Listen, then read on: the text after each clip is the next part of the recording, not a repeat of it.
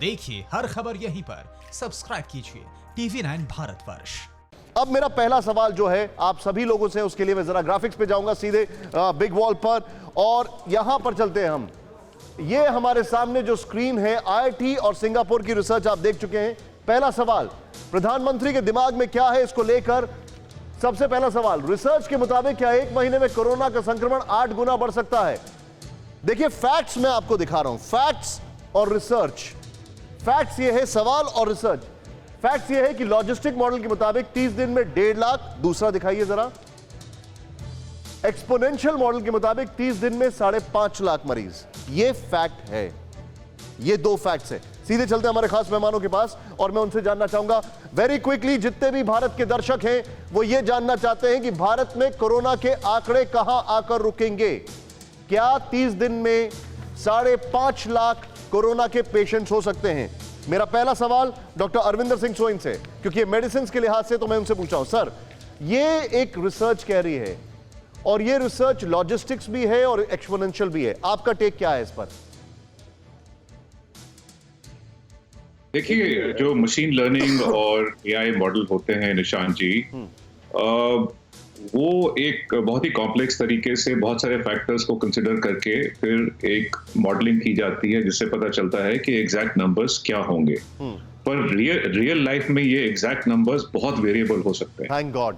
Okay, what I am trying to tell you is that अब जैसे social distancing कितनी enforce होती है लॉकडाउन खुलने के बाद, किस तरह से हम स्टैगर करते हैं, कितने क्लस्टर्स में इन्फेक्शन आता है, जैसे BSF में आया है, बिल्डिंग्स में आया है, गुरुद्वारों में आया है, मस्जिद में आया है, इस तरह कितने क्लस्टर्स, धारावी में है, कितने क्लस्टर्स इफेक्ट होते हैं। तो वो ये सारे जो प्रेडिक्शंस हैं वो गलत प्रूव कर सकते हैं, both on the positive side and the negative side. So ये एक गाइड हो सकते हैं, लेकिन ये नहीं है कि हमें डरने की जरूरत है कि very quickly, are we going on the right path? क्या हम लोग सही तरीके से काम कर रहे हैं अभी in terms of opening the lockdown?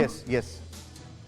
देखिए, ऐसा है, लॉकडाउन तो हमेशा के लिए रह नहीं सकता है, तो इसको खोलना तो पड़ेगा जी। लेकिन जो हम काम कर रहे हैं, जो गवर्नमेंट काम कर रही है, जो 3 जोन में डिवाइड करके कर रही है, और जो ग्रीन जोन्स हैं उसके ऊपर ज्यादा छूट है, रेड जोन्स पे बिल्कुल कड़ी नजर है, और कंटेनमेंट जोन है, ये सही है।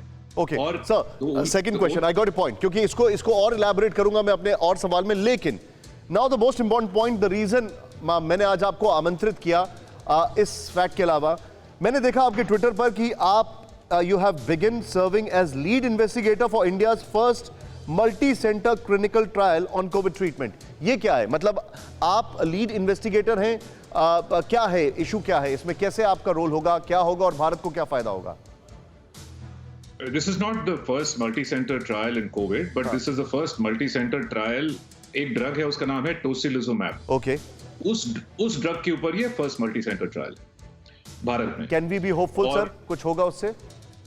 ये वी आर होपिंग कि ये दवाई अगर मॉडरेटली इल पेशेंट्स को दी जाए ICU और वेंटिलेटर के पहले, तो फिर वो बेटर हो जाएंगे, घर चले जाएंगे और ICU जाने की जरूरत नहीं पड़ेगी। ये हम पॉइंट नोटेड। डॉक्टर मिश्रा से मैं बातचीत करूंगा, और ये हमें नहीं भूलना चाहिए, मेदांता से हैं अरविंदर सिंह जी, और जो कि क्लिनिकल ट्रायल एक पर्टिकुलर मेडिसिन के ऊपर उसके लीड इन्वेस्टिगेटर है, लेकिन मेदांता ने कई लोगों को क्योर किया है, स्टार्टिंग से जो इटालियन टूरिस्ट आए थे और उसके बाद। फिक्र आपकी, सोमवार से शुक्रवार रात 9 बजे सिर्फ TV9 भारतवर्ष पर।